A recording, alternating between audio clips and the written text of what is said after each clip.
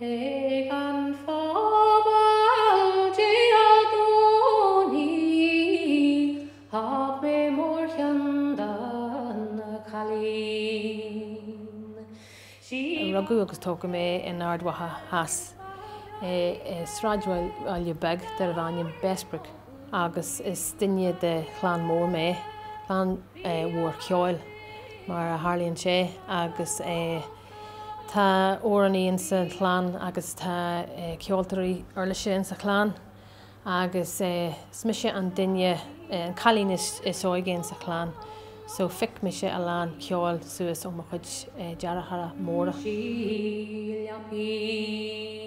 Dólam na dearacharacha is sinne dólam siad san Gaeilge ar scoil agus chuir siad an san man agus hagas siad rudbug Gaeilge doine na daoine yoga agus in é sin dólam muid héin an Gaeilge ag an scoil, ag an mhain scoil, ag an bhean scoil agus ag an Gaeltacht.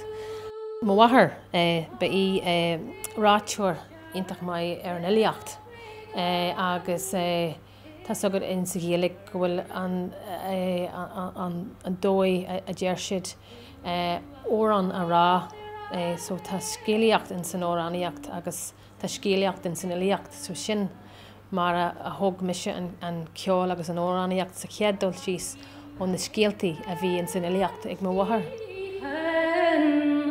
As mochlihan hin nos liam. Sé ó sin an tiidir atá an óran sin ag an phobal dónaí.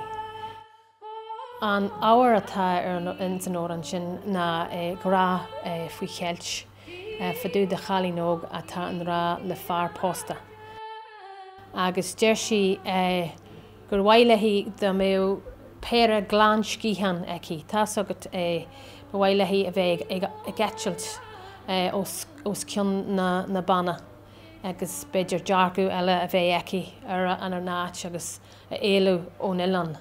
Sé chuir mé amach CD dar a bhainnim clochúran agus sin an bailile farthan ina rugadh mise agus tóga mé clochúran sin Rock Spring sa bhéarla. Chuir mé bailillechan do óráin a dólam mé thar na blianta ar an CD sin. Bíon seanos coslifa bíonn sin an ahan bliana agus tá mé gol síos an sin am léana agus in é sin tá mé gol ag an Willie Clancy School agus be mé ceáil an sin agus beidir in é sin go raibh mé síos ag an iireachtas nó clinam go mé sé ag gunda céirí am léana. So táraní mar sin agus de gra in sa tairí bím sa hálan san Idal a dhéanana giganíonn sin cumáid so stothga mé mé ará sin sin am léana cumáid.